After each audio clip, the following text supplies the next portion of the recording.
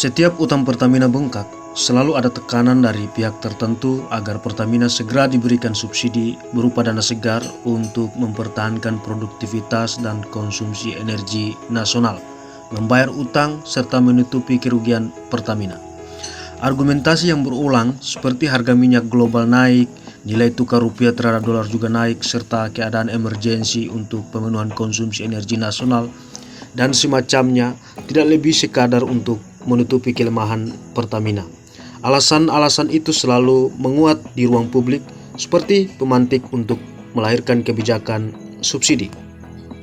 Contoh pada kerugian Pertamina sebesar 191,2 triliun rupiah di tahun 2022 lalu, pemerintah melalui Kementerian Keuangan Republik Indonesia langsung menanggapinya dengan kebijakan subsidi energi.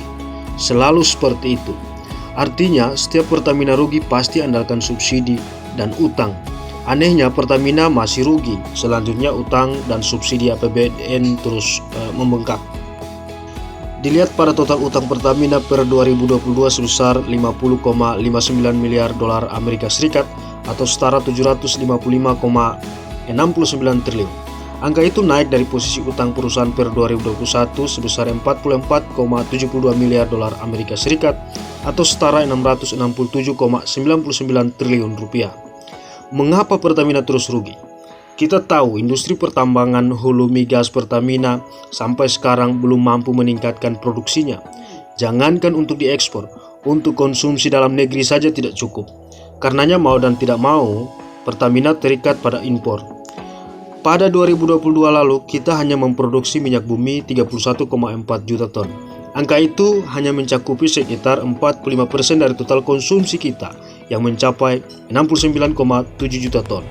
Hal itu sejalan dengan data Badan Pusat Statistik terkait jumlah impor minyak Pertamina sebesar 40,96 juta ton yang terdiri dari gabungan impor minyak mentah dan hasil minyak tahun 2022.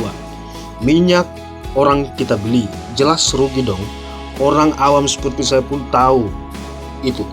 Kan begini, ketika harga minyak global turun, Pertamina membeli dalam kapasitas yang besar dan menampungnya lalu kembali menjualnya saat harga jual di atas harga beli. Jadi Pertamina dapat untung dari situ, seperti perusahaan pihak ketiga yang cenderung bermain pada kegiatan hilir migas alias pengimpor atau pembeli sekaligus penjual minyak seperti kerja-kerja para tengkulak atau pengecer minyak begitu. Itu yang terjadi sekarang ini. Sudah begitu investasi pertambangan salah sasaran. Bukannya fokus untuk meningkatkan kualitas industri dan produksi pertambangan minyak di dalam negeri, malah justru sibuk berinvestasi di luar negeri. Di tengah kita tidak punya kendali pasar yang stabil, sehingga biaya operasional, transportasi dan semacamnya itu bisa dipastikan lebih besar daripada produktivitas di dalam negeri. Kita tahu sekarang ini, investasi pada pertambangan minyak luar negeri Pertamina ada di 12 negara. Di antaranya di Aljazair, Irak, Malaysia, Nigeria, Tanzania, dan Gabon. Lalu bagaimana kalau tiba-tiba negara itu diserang dengan aksi militer misalnya? Apakah para direksi dan komisaris Pertamina mau ke sana untuk amankan aset Pertamina? Untuk amankan aset negara? Saya kira tidak mungkin itu mereka akan lakukan. Pertanyaannya, kenapa Pertamina tidak fokus berinvestasi di dalam negeri saja?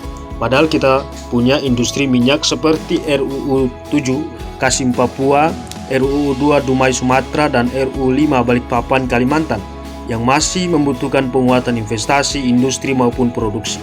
Kita juga punya 12 ladang minyak telah dieksplorasi yang memiliki cadangan migas yang melimpah.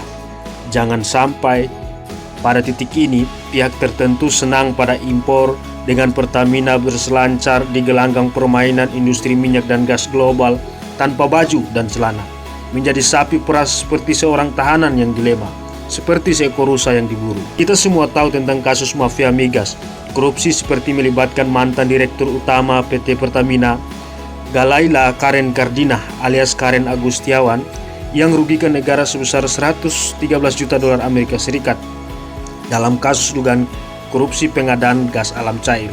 Kita juga tahu fakta-fakta menunjukkan bahwa Karen tidaklah sendiri. Selanjutnya, masih banyak kasus serupa di tubuh Pertamina yang belum diungkap oleh aparat penegak hukum. Maka menggambarkan bisnis Pertamina ibarat sudah jatuh tertimpa tangga. Teruslah melaju.